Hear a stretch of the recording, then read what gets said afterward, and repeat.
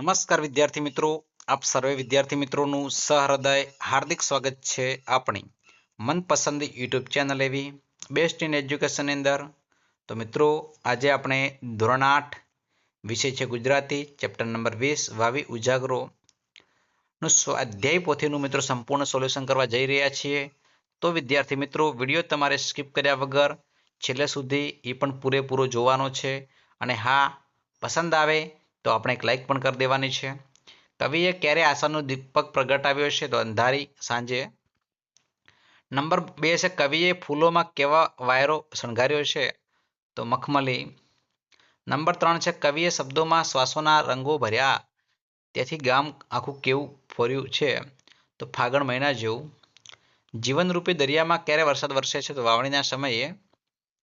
ફૂલોમાં શણગારી ખાલી જગ્યા વાયરે 13 ગવનો રાખ્યો છે ગાળો? તો મખમલિયા. નંબર 2 છે આંગણામાં ગેલતી હળવી સુગંધ જોઈ ખાલી જગ્યા થઈ મંજરીને મોહર્યું? તો પાધર છે. જીવતરના ઝાડવા ને ફૂટ્યા છે પાંદ, ને ફૂટી છે ખાલી જગ્યા ડાળો લીલોડી. દરિયામાં છલકાયા છે ખાલી જગ્યાના ગાન, અને વાવણીને ઢોળ્યો છે વરસાદ નવરંગી આવશે. પગલામાં પ્રગટેલું અબેલું તાન પછી લાગણીએ વહેંચ્યો છે કંસાર. વર્ષે છે વાયરોને ધોધમાર ચોમાસું ખાલી જગ્યામાં વાળો? તો સર્વર. ખોટા સાચા છે મિત્રો, જોઈને લખી દેવાના છે.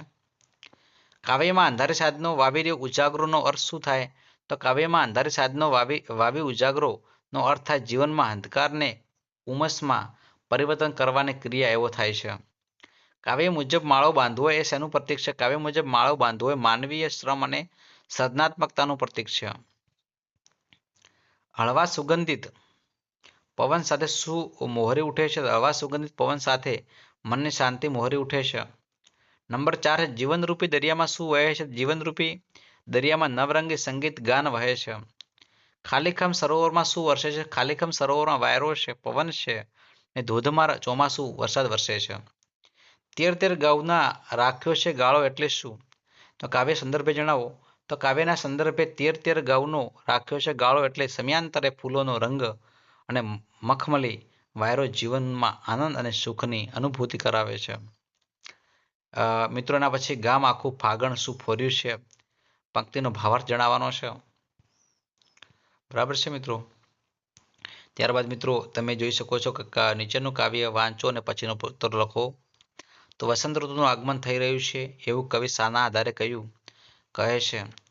કવિ ફૂલો વિશે શું કહેવા માંગે છે?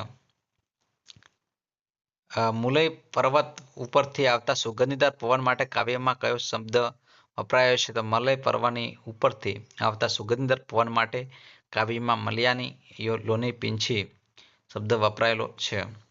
આ કાવ્ય પંક્તિમાં કયા તત્વોની વાત કરવામાં આવી છે? તો આ કાવ્યમાં પ્રકૃતિમાં ડાળીઓ, ફૂલો, પવન, બગીચો, ફૂલની કળી, મંજૂરી, આંબાના વૃક્ષો વગેરે તત્વોની વાત કરવામાં આવી છે. બરાબર છે. દરિયામાં છલકાયો છે નવરંગી ગાન, અને વાવણીએ ઢોળ્યો છે વરસાદ. મિત્રો એના પછી આ બધા ઉદાહરણ મુજબ લખવાનું છે મિત્રો. સાંજ તો અંધારી સાંજ છે, વરસાદ છે તો ધોધમાર વરસાદ છે, વાયરો છે તો મખમલીયો વાયરો છે, સુગંધ છે તો હળવી સુગંધ છે, ઝાડવું છે જીવતરનું ઝાડવું છે, ડાળો છે તો લીલોડો ડાળો છે, ગાન છે તો નવરંગી ગાન છે, તાન છે તો અલબેલું તાન છે, ચોમાસું છે ધોધમાર ચોમાસું છે, સરોવર છે તો ખાલી ખમ સરોવર છે. બરાબર મિત્રો. એના પછી નીચેની શબ્દોની જોડણી સુધારીને લખવાની છે. ઉજાગરો છે, લીલુડી છે, સુગંધ છે, મંજરી છે, વરસાદ છે, દરિયો છે, લીલુડી છે. નીચે શબ્દોના બે સામાન્ય શબ્દો લખવાના છે. વાયરો છે, પવન છે, સમીર છે, મંજરી છે, મોર છે, કુંપળ છે, સુગંધ છે, સોડમ છે, સુવાસ છે, જીવતર છે, જન્મારો છે, જિંદગી છે, દરિયો છે, સમુદ્ર છે, સમંદર છે, ખાલીખમ છે, ઢાલુઢમ છે, તદ્દન છે, ખાલી છે. સાંજ છે, સવાર છે, બાંધવું છે તો છોડવું છે, હળવી છે તો ભારે છે, સુગંધ છે તો દુર્ગંધ છે, ખાલી છે તો ભરેલું છે, વસ્તી કે વનસ્પતિ વિનાનું તો પાધર છે, ફૂલની કળીઓનું ઝુમખું છે તો મંજરી છે. મારો એટલે મારી નાખનારો જલ્લાદ છે. માળો છે પંખીનું ઘર છે. બાર છે તો બારણું છે, બાર છે. બાળક છે, બાળક છે. રંગ છે તો આનંદ છે, મસ્તી છે. રંગ છે તો નશ છે. એગલું છે તો પવનના તળિયાની છાપ છે. ડગલું છે તો બે પગનું અંતર છે. વેચવું છે તો પૈસા વિશે આપવું છે. વેચવું છે તો પૈસા વિના સરખે ભાગે આપવું છે. ચોમાસું તો ચોમાસાનું પત્તું છે. ચોમાસું તો વરસાદના 4 મહિના છે, વર્ષા ઋતુ છે. સરોવર છે તો સરોવર છે. સરોવર છે જરા જરા હળવું તે છે.